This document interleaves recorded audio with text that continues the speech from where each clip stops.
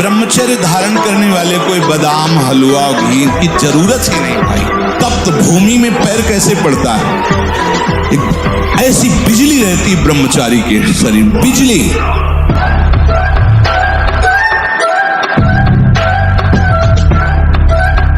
पूरा छूट जाएगा, ब्रह्मचर्य भी आ जाएगा आपके बल से पक्का। अच्छे बच्चे बनो। और देखो जैसे हम कह रहे हैं ना, तो तुम्हें बल भी मिलेगा, तुम्हें बल मिलेगा। ऐसा जैसे हम कह रहे हैं ना, छूट, अब बिल्कुल छूट गया तो तुम बिल्कुल मान लो हाँ छूट गया। और तुम देखोगे, जब तुम देखने की चेष्टा तुम्हारा मन करेगा, तुम्हें प्रेमानंद खड़ा दिखाई ए, तो तुम्हें जब हम देखोगे तो गंदे का क्या देखना चाहते हैं, क्या देखना चाहते हैं। गजब की बात है, कोई शौच में बैठा हो और ऐसे दृष्टि पहुंच जाए तो ऐसे नहीं होता।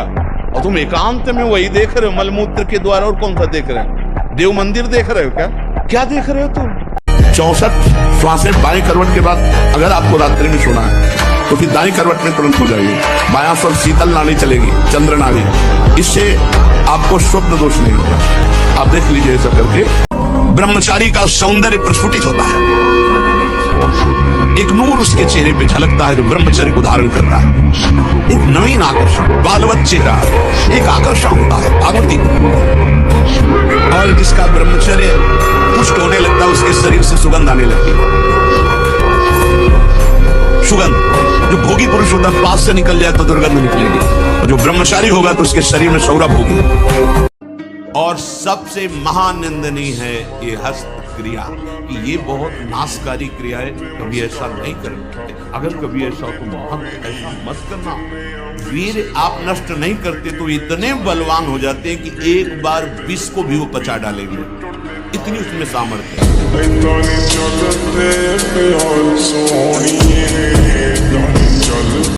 ब्रह्मचर्य क्षीण होने मत देना। फिर आपको देखो अपने आप ब्रह्मचर्य आपको पढ़ाई में न लगा दे तो बताना। आपको सच्ची कहते हैं कि इतना ब्रह्मचर्य में ताकत है कि जैसे चतुरासी जी है तो जो प्यारो करे से है ना, वो ऐसे पीछे से ऐसे उल्टा और सीधा दोनों तरफ से ग्रंथ याद। हम कह रहे हैं 20 वर्ष तक जवानी का गले था, उसको ब्रह्मचर्य में रखो, उसको काटो मत। और 20 के बाद जब ब्याह करो तो 20-25 वर्ष तक आप संसार के खेल खेलो। आप देखो कोई परास्त नहीं कर सकता। ब्रह्मचर्य में अपार सामर्थ्य है, अपार सामर्थ्य है। 1000 बार नाली में गिरेंगे फिर भी हम छाती ठोक के आगे बढ़ेंगे। हर बार परास्त होने पर फिर हिम्मत करेगी, अब की बार तो मारूंगा इसे, अब की बार गिराऊंगा। और एक दिन गिरा दोगे, पक्का गिरा दोगे। प्यारे बहुत बड़ा दांव लग गया है, बाजी जीत लो, हारना मत, घबराओ मत। गिर जाना भी यहाँ दौड़ना है। अगर गिर भी गए तो अनुभव करो कहां से फिसले, वहां से आप सावधान हो। आपको सच्ची कहता हूं, आप ऐसे निराश मत होना कि इतने दिन हो गए अब भी काम आता है। एक दिन वो समय आएगा कि तुम ऐसे छाती ठोक के कहोगे कि किसी की ताकत नहीं कि हिला दे।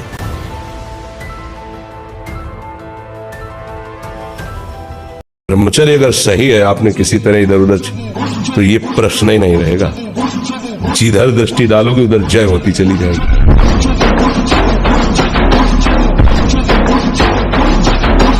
हर देश से महान भारत देश को क्यों कहा गया? भारत भोग प्रधान देश नहीं है, भारत धर्म प्रधान देश है। ब्रह्मचर्य का कहीं नामो निशान नहीं मिलेगा, ये भारत देश में ही मिलेगा। यहाँ ब्रह्मचारी मिलेंगे, यहाँ सती मिलेंगे। साबुन न लगावे, उपटन न लगावे, शरीर में तेल न लगावे, आंखों में कभी सुरमा न लगावे, कटिंग सेटिंग नहीं, दो ही हैं, या पूरा मुंडन और या पूरे बाल रखना। बीच में सेटिंग कटिंग करना ये नहीं, सिद्धांत में नहीं। और स्त्रियों के चित्र न रखे, चित्र न देखे। ज्यादा ब्रह्मचर्य रहना। अरे यार ये तो घाटा हो गया, आज स्वप्न दोष हो गया। अब ब्रह्मचर्य वो आपको परेशान कर देगा कि 10 दिन हो गए ब्रह्मचर्य के, 11 दिन हो गए ब्रह्मचर्य के, अब तो 12 दिन में फेल हो गए, अब क्या होगा? ऐसे नहीं चला जाता है भाई। दिमाग लगाओ प्रभु पे और उसको छोड़ दो प्रभु के साथ। कोई गलत चेष्टा मत करो, गलत चिंतन मत करो, गलत देखो मत, और ज्यादा खोपड़ी मत दौड़ाओ, ज्यादा ब्रह्मचर्य के लिए परेशान मत। 2 महीने वो ठीक से ब्रह्मचर्य चलाता है, किसी 1 घंटे के अंदर उसे विषयाकार वृत्ति, घबरा जाता है उपासक। अब क्या करें? डरना नहीं, निराश मत। अपने आचरणों को देख करके हमें उत्साहहीनता आती है, इसलिए आप डरना मत, आगे बढ़ते रहो। तुम्हारे अहम को नष्ट करने के लिए सारी लीलाएं हो रही हैं।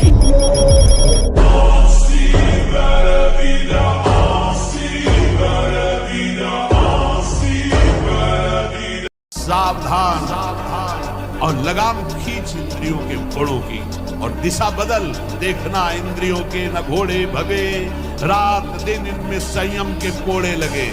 हे नचिकेता खड़ा हो जा, मोह निद्रा से जग जा, क्योंकि ये मार्ग छुरे की धार पर चलना है।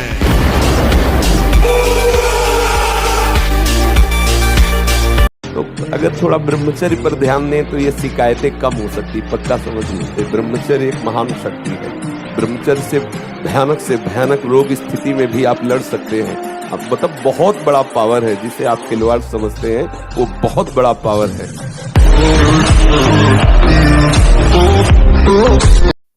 अगर आप ब्रह्मचर्य रहोगे तो ब्रह्मचर्य में इतने सामर्थ्य है कि एक बार जो सुन लिया गया वो जीवन भर याद रहा है।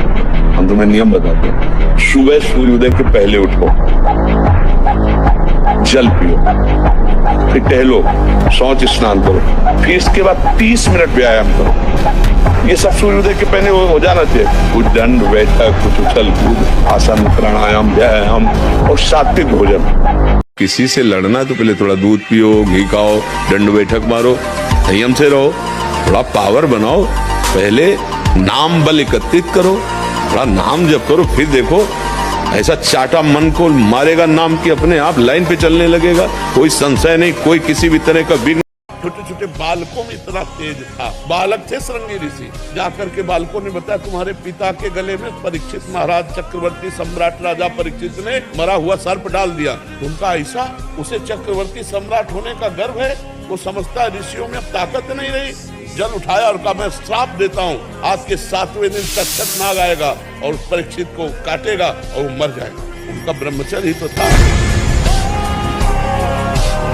आनंदित रहो, थोड़ा प्रसन्न रहो, थोड़ा सुबह 1-2 किलोमीटर दौड़ो, व्यायाम करो, एकदम चंगे, दिमाग प्रसन्न रखो, एकदम बच्चा कुछ नहीं। जिसके साथ भगवान है क्या बाल बांका हो सकता है। कई वर्ष तक ब्रह्मचर्य रहकर मंत्रानुष्ठान करता हुआ, नाम जप करता हुआ पत्नी से शरीर दूरी बना करके रखे और फिर नियम पद्धति से गर्भाधान करे, तो आप जैसी संकल्प वृद्धि करेंगे वैसा पुत्र पैदा होगा।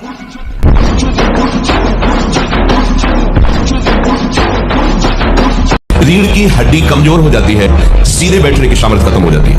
वीरपात करने वाले के मसूड़े फूलना, मुख से दुर्गंध आना, शरीर का पसीना दुर्गंध युक्त होना, नाक के साइड में यहाँ कालिमा आ जाना, उधर लंबा होना, पेट बढ़ना शुरू हो जाता है, वाणी में मृदुता नष्ट हो जाती है, कर्कशता रुक्षता आ जाती है। महाराज जी मेरी दिनचर्या कुछ दिन तो सही से चलती है, पर फिर मन गिरा देता है और कभी कभी मन बहुत परेशान करता है महाराज। ब्रह्मचर्य की कमी,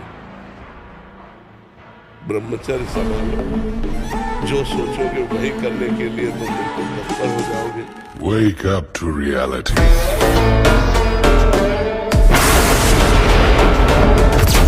यदि आपका स्वाभाविक ब्रह्मचर्य क्षीण होगा तो आपको उत्साह, शारीरिक फुर्ती बढ़ेगी। ध्यान देना, महीने, 2 महीने, 2.5 महीने में जब स्वाभाविक ब्रह्मचर्य स्वप्न दोष आदि होगा, वो आपकी शक्ति नहीं होगी, वो संतान उत्पत्ति करने वाला वीर्य नष्ट नहीं होता, वो क्रिया से ही होता है।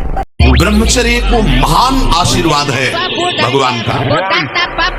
आपसे कोई और साधन न बनता हो, यदि ब्रह्मचर्य है एक अपार शीतलता, कोई भी रोग तुम्हें परास्त नहीं कर सकता, एक नवीन बल तुम्हें कहीं झुकने नहीं देगा।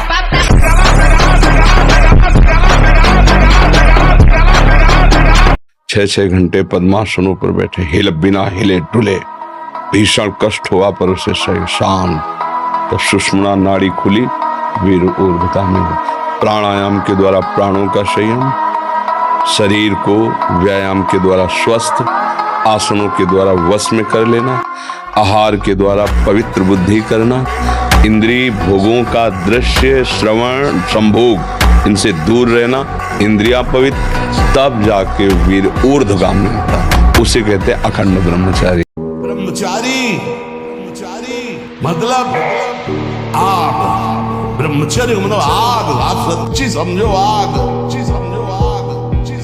पैर ऐसे पड़े जैसे आग में पैर पड़ते। आग में पैर कैसे पड़ते? ऐसे ब्रह्मचारी चलता है। ये क्या है? इसे गिलहरी नहीं, एकदम चिलचिलाती भाग। ऐसे ब्रह्मचर्य का जीवन है।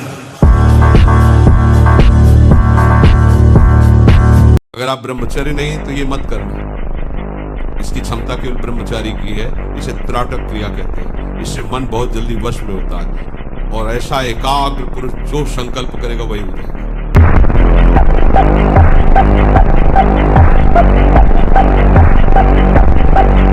ना गर्मा गर्म भोजन, न गर्मा गर्म जल से स्नान। अगर आप ऐसा गर्म जल से ही स्नान करेंगे तो आप बहुत कमजोर हो जाएंगे। ये बात समझिए, ये सब सुखद सामग्री नहीं है जो आप समझ रहे हो। प्रकृति का सीधे वार सहने की सामर्थ्य जब शरीर में तुम्हारे आएगी तो स्वाभाविक ब्रह्मचर्य पुष्ट होने लगेगा और उत्साह बढ़ने लगेगा ब्रह्मचर्य। किसी भी स्त्री को नग्न देखने से तत्काल सारे पुण्य नष्ट हो जाते हैं। इसीलिए पर स्त्री गमन भारी निषेध है। ये जो ऐसे बैठे और लार बह रही है, ये सब ब्रह्मचर्य वो एक तेजोमय ज्वलंत शक्ति है। आग नहीं दिखाई देती जैसे, ऐसे ब्रह्मचारी आग होता है। आग दर्शन से, संभाषण से, स्पर्श से दूसरों के पाप नष्ट कर दे। अपने आप कोई भी रोग, कोई भी शोक, कोई भी ताप उसे स्पर्श नहीं कर सकता। वो एकदम हर समय फूल जैसा रहता है क्योंकि ब्रह्मचर्य स्थित है।